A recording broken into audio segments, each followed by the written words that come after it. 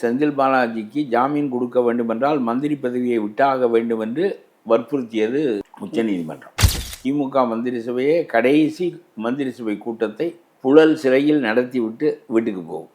கற்பனை செய்து பார்க்காத ஒரு கேவலமான ஆட்சி முறையும் ஒரு கேவலமான முதலமைச்சரும் ஒரு கேவலமான மந்திரியும் ஒரு காலத்தில் வருவார்கள் என்பது அம்பேத்கருக்கு தெரிந்திருக்கவில்லை. அதுக்கு பெரிய காரணம் அமித்ஷா. இந்த மாதிரியான மனிதர்களை வைத்து கொண்டு தொந்தரவு கொடு என்று சொன்னால் அப்புறம் நீதிமன்றம் ஒன்று இருக்கிறதே, எவ்வளவுதான் நீ தொந்தரவு கொடுக்க முடியும்?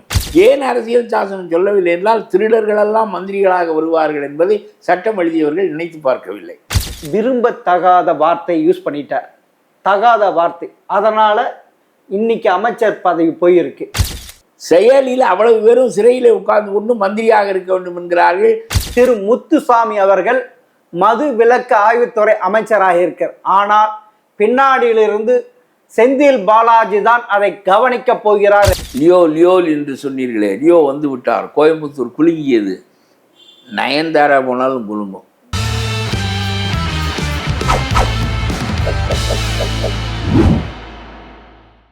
ஜெம் டிவி நேயர்களுக்கு வணக்கம். அரசியல் ஆடுகள பகுதியில் தமிழ்நாடு தன்னுரிமை கழக நிறுவனர் பழ கருப்பையாவை சந்திப்பவர்கள். வணக்கம் சார்.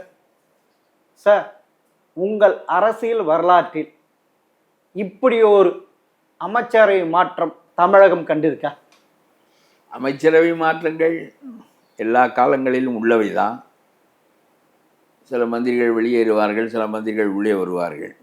ஆனால் இங்கே என்ன நடந்திருக்கிறது என்றால், அரசியல் சாசனம் தோற்கடிக்கப்படுகின்ற நிலையை நம்முடைய முதலமைச்சரும் நம்முடைய கவர்னரும் தங்கள் போக்கில் உண்டாக்கியிருக்கிறார்கள். எத்தனையோ பேர் ஆண்டார்கள். கருணாநிதியினுடைய ஆட்சி ஊழல். ஆனால் இப்படி என்ன இருந்தாலும் இவ்வளவு கேவலமான அரசியல் சாசனத்தின் போக்குகளை தோற்கடிக்கக்கூடிய ஒரு முறைமை கருணாநிதி காலத்திலோ ஜெயலலிதா காலத்திலோ பிற காலங்களிலோ கிடையாது. ஒரு மனிதன் அவருக்கு செந்தில் பாலாஜிக்கு ஜாமீன் கொடுக்க வேண்டுமென்றால் மந்திரி பதவியை விட்டாக வேண்டும் என்று வற்புறுத்தியது உச்சநீதிமன்றம். பிறகு அந்த கட்டாயத்தின் பேரில் அவர் விட்டிருக்கிறார். பொன்முடி ஏற்கனவே 3 ஆண்டு தண்டிக்கப்பட்டு அதை நிறுத்தி வைத்து விட்டு வந்தவர். ஆகவே 2 பேரும் தூக்கப்பட்டிருக்கிறார்கள். 2 பேருக்கு வேறு 2 பேர் வருகிறார்கள். அந்த என்னுடைய கருத்து, ஒரு நாளைக்கு அந்த மொத்த மந்திரி சபையே, திமுக மந்திரி சபையே கடைசி மந்திரி சபை கூட்டத்தை புழல் சிறையில் நடத்திவிட்டு வீட்டுக்கு போகும் என்பது என்னுடைய எதிர்பார்ப்பு. ஒரு நாள் நடக்கும். கெஜ்ரிவால் போனது போல் நம்முடைய முதலமைச்சர் ஸ்டாலினும் ஒரு நாள் உள்ளே போய் கடைசி மந்திரி சபை கூட்டம் நடந்து பிறகு இந்த கட்சியும் ஓயும் இந்த ஆட்சியும் ஓயும் என்பது என்னுடைய எதிர்பார்ப்பு. இப்படித்தான் போய் கொண்டிருக்கிறது என்று.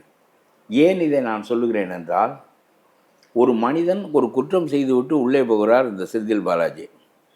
அவரை கூப்பிட்டு மந்திரியாக ஆக்குகிறார் நம்முடைய ஸ்டாலின். அது தியாகி பட்டம். அதெல்லாம் கிடக்கட்டும். ஒரு அரசியல் சாசனம் கண்டறியாதது. அதாவது ஒரு சிறைக்கு போகின்ற மனிதன் சிறையிலேயே மந்திரியாக ஆக்கப்பட்டால் அவருடைய லெவல் என்ன? ஜெயிலர் இவருக்கு என்ன செய்வார்? சாதாரண வார்டரிடம் எப்படி நடந்து கொள்வார்? ஜெயிலருடைய ஏசி அறையை இவருக்கு கொடுத்து விட்டு ஜெயிலர் போய் செல்லில் தூங்குவாரா? உலகத்திலேயே ஒரு குற்றவாளி என்று சிறையில் அடைக்கப்பட்ட ஒருவருக்கு மந்திரி பதவியை கொடுக்கின்ற போது கவர்னர் நான் பதவி பிரமாணம் செய்து வைக்க மாட்டேன் என்று சொல்லியது நியாயம். நம்முடைய அரசியல் சாசனம் இப்பொழுதும் அவர் எதற்காக உச்சநீதிமன்றம் இத்தனை தடவை 4 நாளாக 4 முறை வாய்தா அளித்தது? இவ்வளவு தயங்கி நீதிமன்றம் பேச வேண்டிய கட்டாயம் என்ன? ஏனென்றால் ஒரு மந்திரியாக இருக்கிறவன் ஜெயிலுக்கு போவான் என்பதை நம்முடைய அரசியல் சாசனம் அறிந்திருக்கவில்லை. அரசியல் சாசனம் எழுதிய காலத்தில் நேர்மையானவன், நல்லவன், மக்களால் ஏற்றுக்கொள்ளப்படுகின்றவன் ஆட்சிக்கு வருவான். தப்பானவன் தேர்ந்தெடுக்கப்பட்டு விட்டால் அவனை மந்திரியாக ஆக்குவதோ மந்திரி சபையில் சேர்த்து கொள்வதோ யாரும் செய்ய மாட்டார்கள். செய்தால் அந்த ஆட்சி கவிழ்ந்து போகும், மக்கள் விரும்ப மாட்டார்கள் என்று அப்படியெல்லாம் கருதியதினால்தான் சிறையிலே ஒருத்தர் மந்திரியாக இருக்க முடியுமா முடியாதா என்பதை பற்றி நம்முடைய சட்டம் இட் இஸ் இக்னரண்ட். நம்முடைய சட்டம் இக்னரண்ட். அதனாலே இவர்களுடைய ப்ரையாரிட்டி என்று சொல்லும்போது கவர்னரால் தடுக்க முடியவில்லை. அவர் கவர்னருடைய துணை இல்லாமலேயே அவரை மந்திரியாக ஆக்கினார். இது ஒரு அரசியல் சட்டம் அறியாத, கற்பனை செய்து பார்க்காத ஒரு கேவலமான ஆட்சி முறையும், ஒரு கேவலமான முதலமைச்சரும், ஒரு கேவலமான மந்திரியும் ஒரு காலத்தில் வருவார்கள் என்பது அம்பேத்கருக்கு தெரிந்திருக்கவில்லை.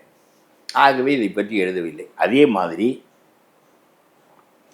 சட்டமன்றம் சட்டங்கள் செய்யுமானால் அதனுடைய தகுதியை பார்த்து சில சமயங்களில் ஜனாதிபதிக்கு அனுப்புவது, சில சமயங்களில் திரும்ப இது சரியில்லை என்றால் சட்டமன்றத்துக்கு அனுப்புவது, சட்டமன்றம் திரும்ப அதையே நிறைவேற்றி அனுப்பிவிட்டால் அதை ஏற்றுக்கொண்டு தான் ஆக வேண்டும் என்று அரசியல் சாசனம் சொல்லுகிறது. இவர் அப்பொழுதும் அனுப்புவதில்லை. அதற்கு பெரிய காரணம் அமித்ஷா. இந்த மாதிரியான மனிதர்களை வைத்து கொண்டு தொந்தரவு கொடு என்று சொன்னால் அப்புறம் நீதிமன்றம் ஒன்று இருக்கிறதே, எவ்வளவுதான் நீ தொந்தரவு கொடுக்க முடியும்?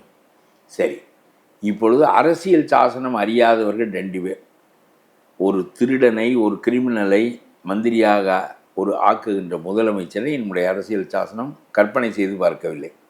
அது மாதிரி சட்டமன்றம் நிறைவேற்றுகிற சட்டங்களுக்கெல்லாம் கையெழுத்து போட மாட்டேன் என்று சொல்லுகிற கவர்னரையும் அது கற்பனை செய்து பார்க்கவில்லை. இந்த 2 பேரும் நம்முடைய அரசியல் சாசனம் எழுதப்பட்ட காலத்தில் நினைத்தே பார்க்க முடியாதவர்கள், கற்பனையே செய்ய முடியாதவர்கள். ஏனென்றால் படுமோசமான கவர்னர், படுமோசமான முதல் மந்திரி, படுமோசமான திருட்டு மந்திரிகள். அவர்கள் அதுக்கு சட்டம் செய்யவில்லை. ஆகவே நீதிமன்றம் குழம்புகிறது. நீதிமன்றம் என்ன சொல்லுகிறது என்றால், மந்திரி பதவியை விட்டு விடுகிறாய். மந்திரியாக உள்ளே இருந்ததை நீதிமன்றம் ஒன்றும் செய்ய முடியவில்லை. மந்திரியாகவே அவர் இருக்கிறார். என்ன ஒரு குற்றம் சாட்டப்பட்ட மனிதர் எதற்காக மந்திரியாக இருக்க வேண்டும் என்று நீதிமன்றத்தால் கேட்க முடியவில்லை. ஏனென்றால் அரசியல் சாசனத்தில் அது குறித்து எதுவும் சொல்லப்படவில்லை. ஏன் அரசியல் சாசனம் சொல்லவில்லை என்றால், திருடர்களெல்லாம் மந்திரிகளாக வருவார்கள் என்பதை சட்டம் எழுதியவர்கள் நினைத்து பார்க்கவில்லை. இப்படி ஒரு கேவலமான கவர்னரும் முதலமைச்சரும் இருக்கின்ற ஒரு காலகட்டத்தில் இவர்கள் உரிமையை பற்றி பேசுகிறார்கள். அப்புறம் இவர் சொல்லுகிறார், கவர்னரை மீறி சுப்ரீம் கோர்ட்டு உத்தரவு போட்டு விட்டது.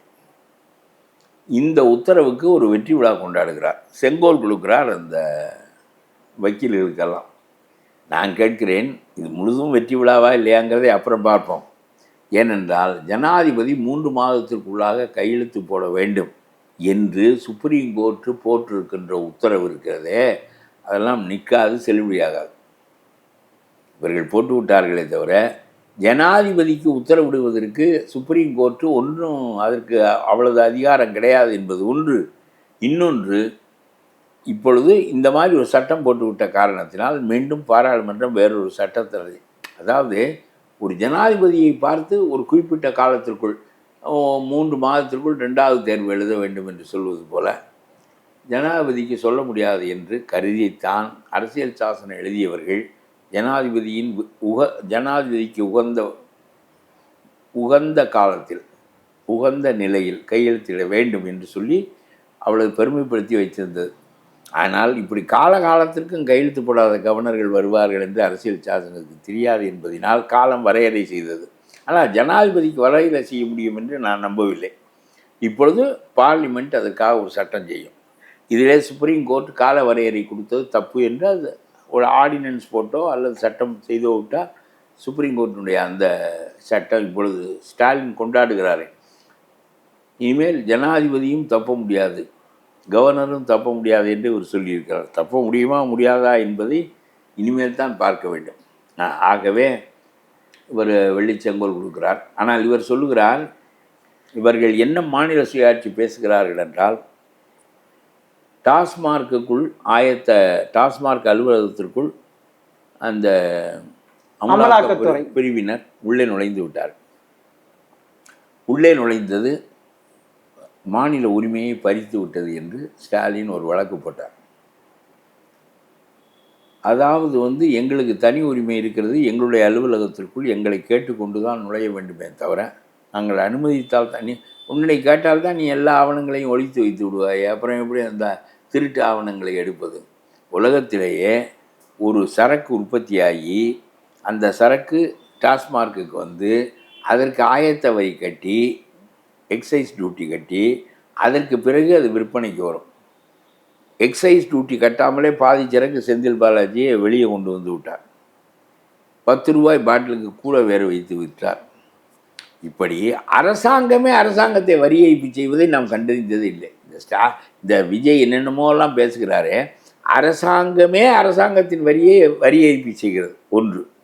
அப்புறம் நாங்கள் திருட்டு ஆவணங்களெல்லாம் வைத்திருப்போம், திருடுவதற்கான ஆவணங்களெல்லாம் உள்ள இடத்திற்குள் கூட நீ சோதனையிட வரக்கூடாது, அது எங்களுடைய மாநில உரிமையை பறிப்பதாகும் என்று சொன்னால் நான் கேட்கிறேன், திருடுவது, திருட்டு ஆவணங்களை பத்திரமாக வைத்துக்கொள்வது, இவற்றுக்காகத்தானா நீங்கள் மாநில உரிமை, மாநில சுயாட்சி கேட்கிறீர்கள் என்று நான் கேட்கிறேன். சார் எனக்கு ஒரு டவுட்டு, மத்தியில் கூட்டாட்சி, மாநிலத்து சுயாட்சி, என்ன சார் இது? இங்கேயும் கூட்டாட்சி கேட்க வேண்டியதானே? இது வினோதமாக இருக்கு. இல்லை, அதனுடைய பொருள் மாநிலங்களெல்லாம் சேர்ந்த கூட்டாட்சி மத்தியில் மாநிலம் தன்னுடைய உரிமைகளை இங்கே நிலைநாட்டி கொள்ள வேண்டும் என்பது ஆட்டானமஸ் ஸ்டேட் என்பதற்காக சொன்னது. இவர்கள் திருடுவதற்காக கேட்கிறார்கள். இவர்கள் எதற்காக டாஸ்மார்க் அலுவலகத்திற்குள் நுழையக்கூடாது என்று சொல்கிறார்கள் என்றால், தங்களுடைய திருட்டு வெளிப்பட்டு விடக்கூடாது என்பதற்காக. ஆகவே இவர்கள் கேட்கின்ற சுயாட்சி என்பது நியாயமாக அமெரிக்கா போன்ற நாடுகளிலெல்லாம் மாகாணங்கள் ரொம்ப அதிகாரம் பெற்றவை. அது அடிப்படையில் நம்முடைய நாட்டிலும் மாகாணங்கள், அது வந்து யுனைடெட், இது அப்படி இல்லை, அது யுனைடெட் ஸ்டேட்ஸ் ஆஃப் இந்தியா. இதுவும் யுனைடெட் தான். ஆமாம், Bharat that is India, that is union of states. Union of states என்பதே மாநிலங்களின் ஒருங்கிணைப்பு. மாநிலங்களை ஏன் அன்றைக்கு குறைவான அதிகாரங்களோடு வைத்தார்கள் என்றால், ஒருவேளை இவர்கள் தனி நாடு கேட்பார்களே, ஆனால் பாகிஸ்தான் பிரிந்து போய்விட்டது, இனிமேல் ஒரு பிரிவினையை நம்முடைய நாடு தாங்காது. ஆகவே மாநிலங்களை கொஞ்சம் மூழ்கியாக்கி வைத்திருந்தார்கள். இல்லாவிட்டால் நான் சொல்லுகிறேன், ஒரு விஸ்வகர்மாவுக்கு என்ன செய்ய வேண்டும், ஒரு விவசாயிக்கு என்ன செய்ய வேண்டும் என்பது மோடியினுடைய வேலையாக இருக்கக்கூடாது. முப்படைகள், அயல்நாட்டு விவகாரங்கள், கரன்சி அடிப்பது, நாட்டினுடைய பொது நிதியை நிர்வகிப்பது, இவைதான் அவர்களின் வேலையாக இருந்திருக்க வேண்டும். ஆனால் அப்படியெல்லாம் இருந்திருந்தால் இவர்கள் அடித்து மூட்டை கணக்கில் அடிப்பார்கள். அது வேறு. நீதிமன்றம் கொட்டு வச்சு 2 அமைச்சர்கள் ராஜினாமா பண்ணி, இது எப்படியாவது நடந்திருக்கா? இல்லை, நடந்திருக்கு. ஆனா இவ்வளவு கேவலமா? இல்லை, எனக்கு நான் எதை கேவலம் என்று சொல்கிறேன் என்றால், கைதியாக உள்ளே போகின்ற ஒருவனை மந்திரியாக ஆக்குவது கண்டறியாதது. நான் என்ன சொல்லுகிறேன் என்றால், மந்திரிகளாக இருந்தவர்கள் சிறைக்கு போயிருக்கிறார்கள், அவர்கள் வெறும் ஆளாக போயிருக்கிறார்கள், தண்டிக்கப்பட்டிருக்கிறார்கள், என்ன இதெல்லாம் வேறு. ஆனால் ஒரு குற்றவாளி என்று சிறையிலே இருக்கிற ஒருத்தனை மந்திரியாக ஆக்குவது என்பது நம்முடைய அரசியல் சாசனத்துக்கு தெரியாதது. அதனாலே தான் இவரை மந்திரியாக வைத்திருந்த போது நீதிமன்றம் அமைதி காக்க வேண்டிய கட்டாயம் ஏற்பட்டது. நீதிமன்றம் என்ன சொல்ல வேண்டும், அவன் குற்றவாளி, அவனை நீ மந்திரியாக வைத்திருந்தால் அவனுக்கு ஒரு ஸ்டேட்டஸ் கொடுத்தா என்றால் அவனை எப்படி ஒரு சிறை எப்படி அவனை நடத்துவது? சிறை என்பது எல்லாருடைய உரிமையும் கட்டுப்படுத்துகின்ற இடம். நாம் இப்பொழுது சுதந்திரமாக இருக்கிறோம், சிறைக்கு போனால் நாம் கட்டுப்படுத்தப்படுவோம், அறைக்குள் அடைக்கப்படுவோம், நம்முடைய சுதந்திரம் பாதிக்கப்படும். அது அந்த மாதிரி இடத்தில் மந்திரியாக ஒரு மனிதனை ஆக்கினால் அது நம்முடைய அரசியல் சாசனம் கண்டறியாதது. நான் முதல்ல சொன்னதை நீங்கள் கவனிக்கவில்லை. கவர்னரை போல எதற்கும் நான் கையெழுத்து போட மாட்டேன் என்று சொல்வதும் கண்டறியாதது. நம்முடைய அரசியல் சாசனம் கண்டறியாது. ஆகவே இப்பொழுது அரசியல் சாசன சிக்கல் ஏற்பட்டு பாராளுமன்றம் அதை எதிர்கொண்டிருக்கிறது.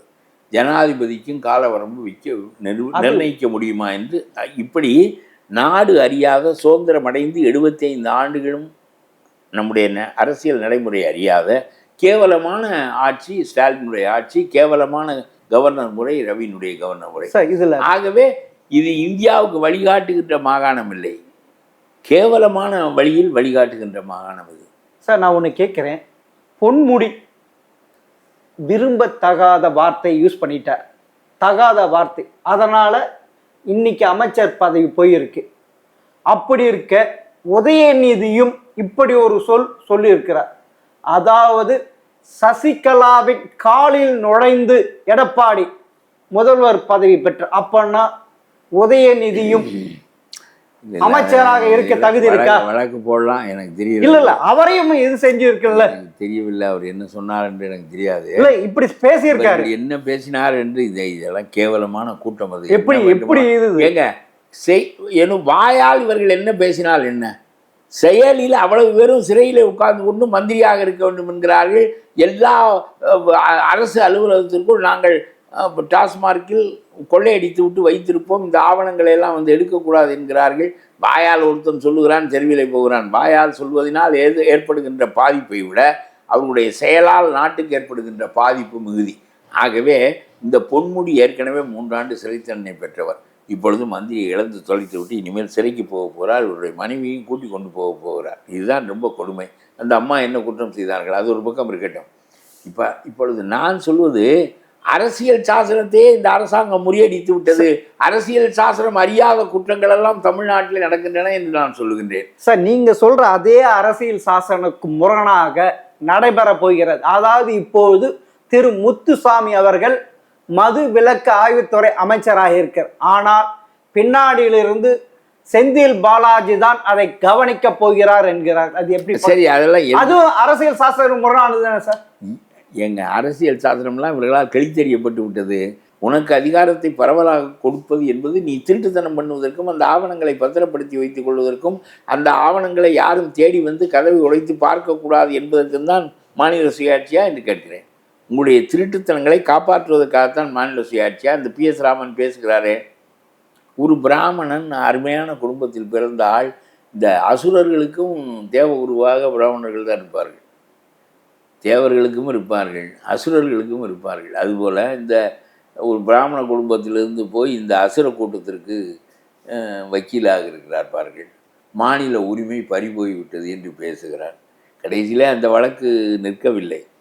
2022ஆம் ஆண்டு துரைமுருகனின் மீது ஊழல் வழக்கு போடப்படுகிறது. அவருடைய ஆட்சி காலத்தில் உழட்டப்படுகிறது. அதிமுக ஆட்சி காலத்தில் புதுப்பிக்கப்படுகிறது. மீண்டும் அந்த வழக்கு புரள் சாட்சிகளால் அழிக்கப்படுகிறது. இப்படியே 20 வருஷம் நடந்து அவர் நிரபராதி என்று ஆகிவிட்டார். உயர்நீதிமன்றம் கூப்பிட்டு இப்படியெல்லாம் மோசமாக வழக்குகள் நடக்கக்கூடாது, அவருடைய வழக்கை ஆரம்பத்திலிருந்து நடத்தி 6 மாதத்திற்கு முடிவு சொல்லி என்று நீதிமன்றம் சொல்லியிருக்கிறது. நான் கேட்கிறேன், 2022 எங்கே, 2025 எங்கே? 23 ஆண்டுகள் கழித்து மறுபடியும் கீழ்நிலைக்கு போய் விசாரணை நடைபெறுகிறது என்று சொன்னால் நம்முடைய நீதியால் எந்த மனிதனும் சாவதற்குள் தண்டிக்க முடியாது சார். இப்போ கேளுங்க, இது ஆவண்ணா ராஜா 1,70,70,000 கோடி அடித்தார். அவருடைய துணையாக இருந்தவர் கனிமொழி. 2 பேரும் டில்லி ஜிகார் சிறைச்சாலையில் இருந்தார்கள். அந்த வழக்கு அடுத்தடுத்து நடத்தப்பட வேண்டாமா? 15 ஆண்டுகள் ஆகிவிட்டது. 2013 அவர்கள் அடித்து 12-13 ஆண்டுகள் ஆன பிறகு இன்னமும் 2வது கோர்ட்லேயே நிற்கிறது. இன்னும் பல கோர்ட்டுகளுக்கு அவர் நிரபராதி சார். இப்ப பெருமையாக சொல்லுகிறார். ஐயோ, அந்த வழக்கை தானே தெருவில் போறார். மறுபடியும் இந்த வழக்கு ஒரு கோர்ட்டு தண்டிக்கிறது, ஒரு கோர்ட்டு விடுதலை செய்கிறது. இருக்கட்டும், 2வது கோர்ட்லேயே இருக்கிறது. அப்புறம் உயர்நீதிமன்றத்திற்கு போய் அப்புறம் உச்ச நீதிமன்றத்திற்கு போவதற்குள் ஆவண்ணா ராஜா இருக்க மாட்டார், கனிமொழி இருக்க மாட்டார், தீர்ப்பு சொல்ல வேண்டிய நீதிபதிகள் இவர்களெல்லாம் இருக்க மாட்டார்கள். இந்த துரைமுருகன் வழக்கு 25 ஆண்டுகளுக்கு பிறகு முதலிலிருந்து ஆரம்பிக்கிறது. எல்லா மந்திரிகளின் மீதும் வழக்கு இருக்கிறது. இங்கே பாருங்கள், எல்லா வழக்குகளும் விடுதலையாகி, செந்தில் பாலாஜி வழக்கு வரையிலும் விடுதலையாகி மீண்டும் அந்த வழக்கு திறக்கப்பட்டு சுப்ரீம் கோர்ட்டால் உத்தரவிடப்பட்டு திறக்கப்பட்டு நடக்கிறது. 25 ஆண்டுகள் 30 ஆண்டுகளுக்கு பிறகு திறக்கப்பட்டு அப்புறம் ஒரு 25 ஆண்டுகள் நடந்து குற்றவாளி உயிரோடு இருக்க மாட்டான். நீதிமன்றம் அவர்களை தண்டிக்க 6 அமைச்சர்கள் அதே மாதிரி நடந்திருக்க சார். ஐயோ, நான் சொல்வது துரைமுருகன் மாத்திரம் இல்லை, நான் என்ன சொல்ல வருகிறேன் என்று உங்களுக்கு தெரியவில்லை. நீதித்துறை இவ்வளவு சவச்சவென்று ஒரு 25 ஆண்டுகள் 30 ஆண்டுகளுக்கு அரசு பொறுப்பு வகிக்கின்றவர்களை நான் சொல்கிறேன், சாதாரண வீட்டில் ஒரு நீதிபதியினுடைய வீட்டில் கட்டுக்கட்டாக பணம் எரிந்து கிடக்கிறது, பாதி ரூபாய் மீட்கப்பட்டு விட்டது. அந்த நீதிபதியை நம்முடைய சுப்ரீம் கோர்ட்டால் தண்டிக்க முடியவில்லை, விசாரிக்க முடியவில்லை. அவரை கூப்பிட்டு அலகாபாத்துக்கு மாற்றுகிறார்கள். அலகாபாத்தில் இருக்கிறவன் இந்த ஊழல் நீதிபதியை என்னுடைய மாநிலத்திற்கு அனுப்பாதே இருக்கிறான். இப்பொழுது அவர் திரிசங்கு சொர்க்கத்தில் வைக்கப்பட்டிருக்கிறார். நான் கேட்கிறேன், ஒரு நீதிபதி தவறு என்றால் இம்பீச்மெண்ட் என்ற முறை இருக்கிறது. பாராளுமன்றத்தில் இம்பீச்மெண்ட் வந்து அவனை வெளியே 3/2 பகுதி இம்பீச்மெண்ட்டுக்கு பரிந்துரைக்கலாம். நம்முடைய சுப்ரீம் கோர்ட் பரிந்துரைக்கவில்லை, அதுவே விசாரிக்கலாம், விசாரித்து அவரை தண்டிக்கலாம், செய்யவில்லை. நான் கேட்கிறேன், ஒரு நீதிபதி நீதிக்கு மேலானவரா, சட்டத்திற்கு மேலானவரா? நம்முடைய முதலமைச்சர்கள் மேலானவர்களாக இருக்கிறார். மேலானவர்கள் என்று சட்டத்திலே இல்லை, நடைமுறையிலே இவர்களை யாரும் தண்டிக்கப்படுகின்ற நிலையே இந்திய அரசியலில் இல்லை. ஆகவே யாரும், எனக்கு தெரியும், இந்த சவுத்தாலா தான் ஜெயிலுக்கு போயிட்டு வந்தார். ராஜஸ்தானில் சௌத்தாலா இருக்கிறாரு, அவர் போயிட்டு வந்தார், சசிகலா போயிட்டு வந்தார். இது இதை தவிர ஹரியானா. இப்பொழுது சாதாரணமான அரசியல்வாதிகள் இங்கே வந்து செய்வதற்கு ஒன்றுமில்லை. மிகச்சிறந்த அரசியல்வாதிகள் இந்த முறையை மாற்றம் செய்ய வேண்டும் என்கின்ற அளவிற்கு மக்களிடம் கொண்டு செல்ல வேண்டும். இல்லாவிட்டால் இந்த ஆட்சி முறை தான் மீண்டும் ஸ்டாலின் வந்து இதை என்ன செய்திருக்க வேண்டியது தெரியுமா? சிபிஎம் விவரமான கட்சி. இந்த சிபிஎம்ஐ விடுங்கள், விலை போய்விடும். சிபிஎம் எல்லாம் இந்த முத்தரசெல்லாம் ஒத்துதுற நாயனத்தை கீழே வைப்பதே இல்லை. இந்த சிபிஎம் போன்ற கட்சிகள் எல்லாம் நாட்டினுடைய இந்த அவலங்களை, அதாவது ஜட்ஜிகள் எல்லாம் ஊழல் செய்தால் நீதிக்கு அப்பாற்பட்டவர்களா, முதலமைச்சர்கள் ஊழல் செய்கிறார்கள், கவர்னர்கள் பிழை புரிகிறார்கள், இவர்களெல்லாம் சட்டத்தை விட்டு தப்பி நிற்கிறார்கள், 30 ஆண்டுகளுக்கு வழக்குகள் முடிவதில்லை, அவர்களெல்லாம் சுதந்திரமாக மீண்டும் மீண்டும் எம்பிக்களாகிறார்கள், சட்டம் செய்கிறவர்களாக ஆகிறார்கள். ஆகவே இதை ஒழுங்குபடுத்துவதற்குரிய மாற்றத்தை நாம் அரசியல் சட்டத்தில் கொண்டு வர வேண்டும். அரசியல்வாதிகளை கண்டிப்பதற்கு தனி நீதிமன்றங்களை வைத்திருப்பது போல வேகப்படுத்தி முடிக்க வேண்டும். இப்படி அவர்கள் சட்டத்தின்படியிலிருந்து எல்லாரும் தப்பி வந்து விடுகிறார்கள். துரைமுருகன் தப்பி வந்தால் மீண்டும் வழக்கு திறக்கப்படுகிறது. நம்முடைய இவர் பன்னீர்செல்வம் தப்பி வந்து விட்டார், வழக்கு மீண்டும் அப்புறம் என்ன, தங்கம் தென்னரசு, எல்லாருடைய வழக்குகளும் திறக்கப்படுகின்றன. நான் கேட்கிறேன், அப்படி என்ன உங்களுடைய நீதிமன்றம் 25 ஆண்டுகள் கழித்து திறந்து பிறகு இன்னொரு 25 ஆண்டுகள் நடந்தால் எவனாவது உங்களுடைய சட்டத்திற்கு பயப்படுவானா? சார் கருணாநிதி இல்லாத இல்ல சார், ஒண்ணு கருணாநிதி இல்லாத தைரியம் ஸ்டாலின் இருக்கு சார். பொன்முடியை கட்சி பதவியிலிருந்து எடுத்துட்டார், அமைச்சர் இந்த பதவியில தைரியமானவர் தான். அப்படி இருக்குது இல்லை சார்? அதெல்லாம் கிடையாதுங்க. 1-2 இருக்கும். நான் சொல்றேன் ஜுடிஷியல் ஃபெயிலியர். அதனாலே தான் அவர் கவர்மெண்ட் இஸ் டோட்டலி கரப்ட். அவர் கவர்மெண்ட் இஸ் டோட்டலி கரப்ட். யார் who is to punish them? Judiciary. ஜுடிஷியரியுடைய நிலைமை தான் சார். இன்னும் 1 வருஷம் இருக்க போகுது சார் இந்த ஆட்சி. நான் என்ன சொல்றேன், அதுக்கு பதில் விட்டுறேன். ஜுடிஷியரி வந்து டூத்லெஸ்ஸாக, அரசியல்வாதிகளை பொறுத்தவரையிலும் 25 ஆண்டுகளுக்கு 30 ஆண்டுகளுக்கு வழக்கு நடந்து மீண்டும் திறக்கப்பட்டு அவர் துரைமுருகன் இன்னொரு 15 ஆண்டுகள் நடக்கின்ற போது அந்த வழக்கை அவர் சந்திப்பதற்கு என்ன செய்வார்? அப்புறம் யார் தான் குறைந்த வயதுடையவர்கள்? யாரை நீங்கள் தண்டிக்க போகிறீர்கள்? உங்களுடைய சட்டம் அடுத்தடுத்து அப்பீல்களுக்கு போய் கொண்டே இருப்பார்கள். அப்புறம் ஏதாவது ஒரு கோர்ட்டை மடக்குகிறார்கள். 6 மாதம் கெடுவு கொடுத்துருக்காங்க சார் ஒருத்தருக்கும். நான் இப்போ என்ன சொல்கிறேன்னு சொல்லுங்க நீங்கள். இல்லை இந்த நம்முடைய ஜுடிஷியரி அரசியல்வாதிகளை தண்டிப்பதற்கு போதுமானதாக இருந்தால் பொலிட்டிக்கல் சிஸ்டத்தில் கரப்ஷன் என்பது இல்லாமல் போயிருக்கும். நம்முடைய நீதிமன்ற அமைப்புகள் தேவைக்கு மீறிய காலங்கள், தேவைக்கு மீறிய ஸ்டேய்கள், தேவைக்கு மீறிய விசாரணைகள், கால ஒத்திவைப்புகள், நீதிபதிகளின் எண்ணிக்கை குறைவு, குற்றவாளிகளின் எண்ணிக்கை கூடுதல், அரசாங்கத்தில் உள்ளவர்களுடைய செல்வாக்கு, இவற்றின் காரணமாக அவர் சிஸ்டம் ஹேஸ் ஃபெயில்டு என்பது என்னுடைய கருத்து. ஸோ நீங்கள் சொல்கிறீங்க அரசியல்வாதி மேலே தப்பு இல்லை, நீதிமன்றங்கள் தான். அரசியல்வாதி மேலே தப்பில்லை என்று சொல்லவில்லை. தப்பானவனை கடிப்பதற்கு நம்முடைய நீதி அமைப்புக்கு போதுமான பல் இல்லை, அதிகாரம் இல்லை. அதிகாரமெல்லாம் இருக்கிறது, இப்படியே தள்ளிக்கொண்டே போகிறது இந்த அமைப்பு கீழே. அப்புறம் திரும்ப திரும்ப திரும்ப எல்லாரும் விடுதலையாகி வெளியே வருகிறார்கள். அப்புறம் என்ன இருக்கிறது? இந்த துரைமுருகன் வெளியே வருகிறார், பன்னீர்செல்வம் வெளியே வருகிறார், பொன்முடி பலவற்றில் வெளியே வந்தார், எல்லாவற்றிலும் வெளியே வருகிறார்கள். அப்புறம் மீண்டும் விசாரி என்ன இதுவே நடந்து கொண்டிருக்கிறது. நம்முடைய வாழ்நாள் முழுவதும் அவர்களின் மீதே திரும்ப திரும்ப வழக்கு, அவர்கள் உள்ளே போவது வெளியே வருவது, எந்த ஒரு உணர்ச்சியும் இல்லாமல் போய்விட்டார்கள் மந்திரிகள், எந்த அச்சமும் இல்லாமல் போய்விட்டார்கள். உணர்ச்சி இல்லாமல் இல்லை, எந்த அச்சமும் இல்லாமல் போய்விட்டார்கள். வெளிப்படையாக லஞ்சம் வாங்குகிறார்கள், வெளிப்படையாக அவர்களின் மீது குற்றம் சாட்டப்படுகின்ற போது அவர்கள் ஒன்றுக்கும் அஞ்சுவதில்லை. கொள்ளையும் அடிக்கிறாங்க, வெளிப்படையாக அஞ்சுவதில்லை. ஏன் அஞ்சுவதில்லை என்றால், ஒரு நாள் பிடிபட்டு விட்டால் நீதிமன்றம் நம்மை தண்டித்து விடும், சிறையிலே வாழ்நாளை கழிக்க வேண்டியது இருக்கும் என்று அவர்கள் அஞ்சுவதில்லை.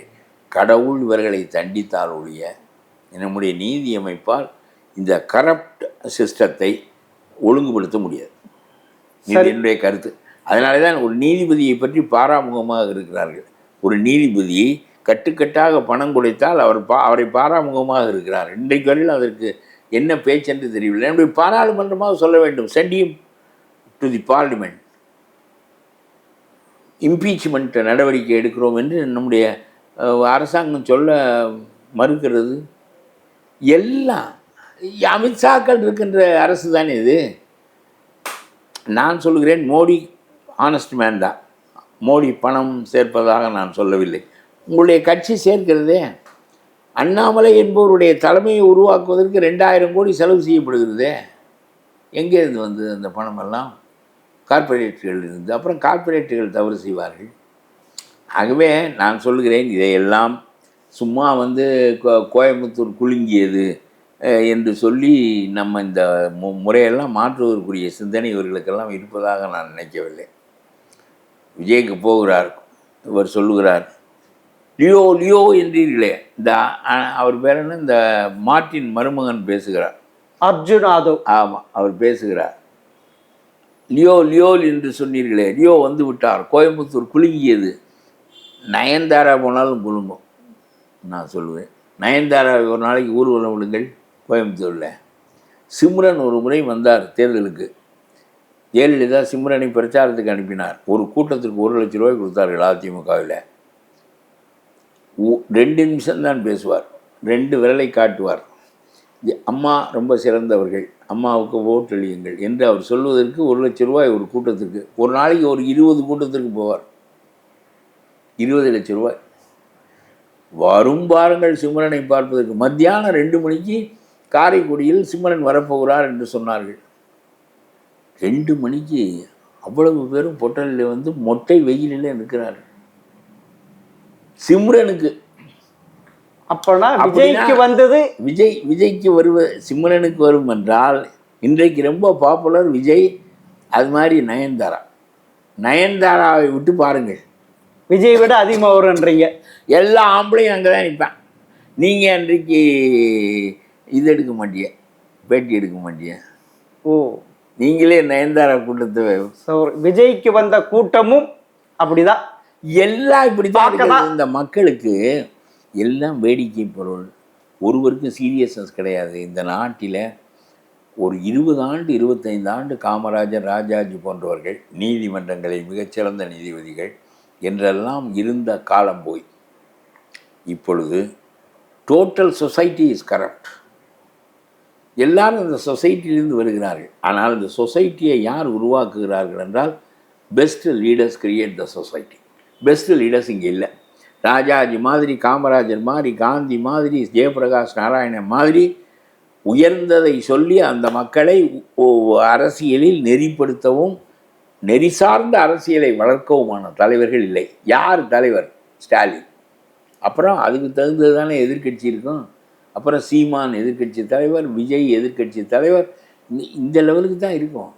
யாருக்கு என்ன பேசுகிறது? எல்லாம் 10 பேர் கூட்டணி என்றால் அவனுக்கு எவ்வளவு நாட்டில் அநியாயம் நடந்தாலும், தெருவிலே பெண்ணை கற்பழித்தாலும், வேங்க வேலில் மலத்தை கலந்தாலும், சாம்சங் முதலாளி எத்தனை பேரை வேலையை விட்டு அனுப்பினாலும் அந்தந்த கட்சிக்காரன் தன் கொள்கைகளுக்காக போராடுவதில்லை. கூட்டணி சிபிஎம் சாம்சங்கை மென்று முழுங்கி கொண்டு, ஸ்டாலின் வந்து சாம்சங்க்கு ஆதரவாக பேசுவார் நீதிமன்றத்தில். ஆனால் இவர்கள் 2 பேரும் கூட்டணியிலே இருப்பார்கள். வேங்கை வயல் கலந்தவனை தண்டிக்க மாட்டார் ஸ்டாலின். திருமாவளவன் அங்கே தான் இருப்பார். ஆக எந்த அடிப்படைக்காக கட்சி தோன்றியதோ அந்த அடிப்படையையே விட்டு எல்லாரும் கட்சி நடத்துகிறார்கள். ஒரு லீடர் கூட எபவ் தி லெவல் கிடையாது. சிந்தனையில், நடத்தையில், நேர்மையில், ஏதிலும். ஆகவே இதை பற்றி பேசுவதற்கே ஆள் இல்லை. Total society is corrupt because total government is corrupt. Leaders are corrupt. Government is corrupt. Our entire system is corrupt. Our judiciary is toothless to punish these people. ஆகவே இந்த காலகட்டத்தில் ரொம்ப அறிவும் நெறிசார்ந்த மனிதனும் உள்ளே வந்து வழிகாட்ட வேண்டும் என்பதற்கு மாறாக விஜய் ஜெயிப்பாரா, சீமான் கூட்டு சேருவாரா, இது தன்னோடு இருந்த பொம்பளையை 7-8 ஆண்டுகள் வாழ்ந்த பொம்பளையை 8 தரம் கற்பமான பொம்பளையை தேவடியான்னு சொல்கிற மனுஷனை பார்த்து எனக்கு ஐயோ நெஞ்சே கடுக்குது. உன்னோட நல்லதோ கெட்டதோ ஒருத்தி வாழ்ந்தா, 7-8 வருஷம் வாழ்ந்தா. அவள் 8 தரம் கற்பமாயிருக்கா, நீ கலைச்சிருக்க. அப்புறம் ஒரு நாளைக்கு அவளை தேவடியான்னு சொன்னால் இதெல்லாம் என்ன? அரசியல் தலைவர்கள் இவர்களெல்லாம். இவர்களுக்கு 8% ஓட்டு விழுகிறது. இவர்கள் தமிழ் தேசியம் பேசுகிறார்கள். அப்புறம் ஸ்டாலின் முதலமைச்சராக இருக்கின்ற காலத்தில் சீமான் தானே எதிர்க்கட்சியில் இருப்பார், விஜய் தானே எதிர்க்கட்சியில் இருப்பார். நம்முடைய கூட்டணி கட்சிகள் பழைய கால ஐடியாலஜிக்கல் பார்ட்டிஸ் அவையெல்லாம் ஊமையாக போய்விட்டனவே. எந்த கட்சியும் பேசுவதே இல்லையே. நாம் தானே இன்றைக்கு இந்த நான் பார்க்கின்ற கோணம் வேறு, இவர்கள் பார்க்கின்ற கோணம் வேறு. This government is corrupt, it should be remove from power என்று சொல்வது சாதாரணமானது. அது கருணாநிதி கவர்மெண்ட் கூட கரப்டாக இருந்தது. நாம் அறியாத அளவுக்கு கொடூரமான அரசாக ஸ்டாலின் அரசு இருக்கிறது. ஏனென்றால் ஒரு கொடூரமான குற்றவாளியை மந்திரியாக ஆக்குவேன் என்று சொல்லுகின்ற அளவிற்கு எந்த ஒழுக்கமும் இல்லாத அரசு, எந்த நேர்மையும் இல்லாத அரசு. இதை நீதிமன்றங்கள் நேர்மையானவர்களால் வகுக்கப்பட்ட அரசியல் சட்டங்களில் இதற்கு பதில் இல்லை. RN ரவிக்கு பதில் இல்லை, ஸ்டாலினுக்கு பதில் இல்லை. இவர்களெல்லாம் ஏதாவது ஒன்றை பேசிக்கொண்டு இந்த அரசியல் எங்கே போய் நிற்கப் போகுதோ எனக்கு தெரியவில்லை. ஆனால் அரிஸ்டாட்டில் ஒன்று சொல்லுகிறான், ரொம்ப மோசமாக அரசியல் போய்விட்டால் வலிமையானவன் ஒருத்தன் தலை தூக்கி அத்தாரிட்டேரியனிசம் வந்துவிடும் என்று சொல்லுகிறான். அது இராணுவத்திலிருந்து வரும், மற்றவற்றிலிருந்து வரும், எதிலிருந்து வேண்டுமானால் வரும். ஆனால் rotten democracy will lead to authoritarianism. A dictator will emerge with a whip. உடனே people எல்லாம் they will clap and welcome him. அப்படி ஒரு நிலைமை அரிஸ்டாட்டில் சொல்லுகிறான். அது அரிஸ்டாட்டில் சொன்ன மாதிரி அப்படி ஒரு நிலைமை இந்தியாவில் மாறுவதற்கு தகுதியாக தமிழகத்தில் இருக்கு. தமிழகத்தில் இருக்கிறது 100%. மாறுவதற்கு ஒரு நிலை ஏற்படவில்லை என்றால் இது அரசியலே வெறுத்து போகின்ற நிலைமைக்கு வரும். சரி சார், பார்க்கலாம் சார். நீங்க சொல்ற மாதிரி பொறுத்திருந்து பார்ப்போம். நான் தான் ஒரு வார்த்தை சொல்லியிருக்கிறேனே, கடைசி மந்திரி சபை ஸ்டாலினுடைய தலைமையில் புழல் சிறையில் நடக்கும். அதோடு திமுக ஆட்சி முடியும். நீதி கட்சி அழிந்தது போல் அழியும். சரி சார், பார்க்கலாம் சார். மீண்டும் சந்திக்கலாம் சார்.